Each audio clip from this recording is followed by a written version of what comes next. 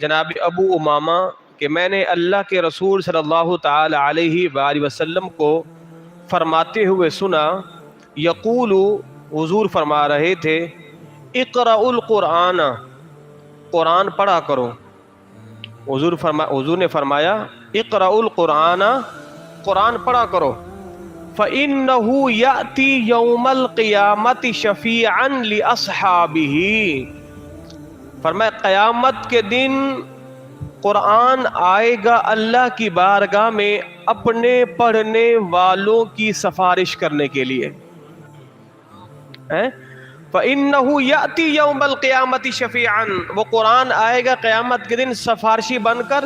لِأَصْحَابِهِ، اپنے اصحاب کے لیے، اپنے ساتھیوں کے لیے، اپنے قاریوں کے لیے، اپنے حفاظ کے لیے وہ قرآن سفارشی بن کر آئے گا۔ تو حضور نے فرمایا اقرأ القرآن، قرآن پڑھا کرو۔ وعن النواس بن سمعان رضی اللہ عنہ قال سمعت رسول اللہ، فرماتے ہیں کہ میں نے رسول اللہ صلی اللہ تعالی علیہ وآلہ وسلم کو فرماتے سنا، یقول، حضور نے فرمایا، یؤتی یوم القیامت بالقرآن وَأَهْلِهِ الَّذِينَ كَانُوا يَعْمَلُونَ بِهِ فِي الدُّنْيَا، فرمایا کہ قرآن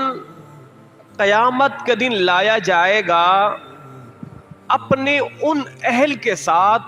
کہ جو قرآن پر عمل کرتے تھے دنیا میں، یعنی قرآن کو لایا جائے گا قرآن کے ان ساتھیوں کے ساتھ، قرآن کے ان اصحاب کو قرآن کے ساتھ لایا جائے گا کہ جو قرآن پڑھتے بھی تھے اور قرآن پر عمل بھی کرتے تھے۔ تقدمہ سورۃ البقرۃ وآل عمران، فرمایا کہ آگے آگے سورۃ بقرہ اور سورۃ آل عمران ہوگی، تحاجان عن صاحبہما،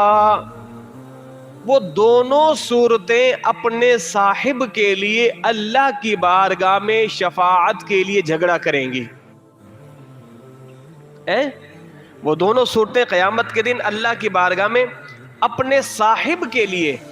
صاحب سے مراد قرآن پڑھنے والا، تو کہ یہ دو صورتیں، تقدمہ، وہ دو صورتیں اس کے آگے آگے ہوں گی، سورۃ البقرۃ و آل عمران، سورۃ بقرہ اور سورۃ آل عمران۔ اللہ اکبر۔ وعن عثمان بن عفان رضی اللہ عنہ،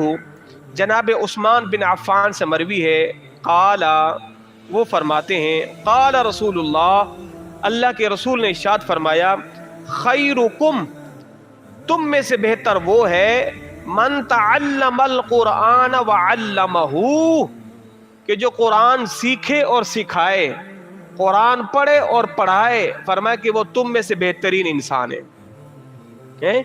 یعنی بہتری کا معیار وہ بھی رسول اللہ کی زبانی، فرمایا کہ تم میں سے بہترین شخص وہ ہے جو قرآن پڑھے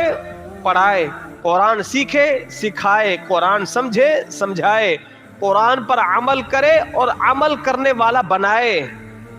قرآن کا خود بھی عامل، لوگوں کو بھی عامل بنائے، فرمایا کہ وہ تم میں سے بہترین شخص ہے۔ اللہ اکبر۔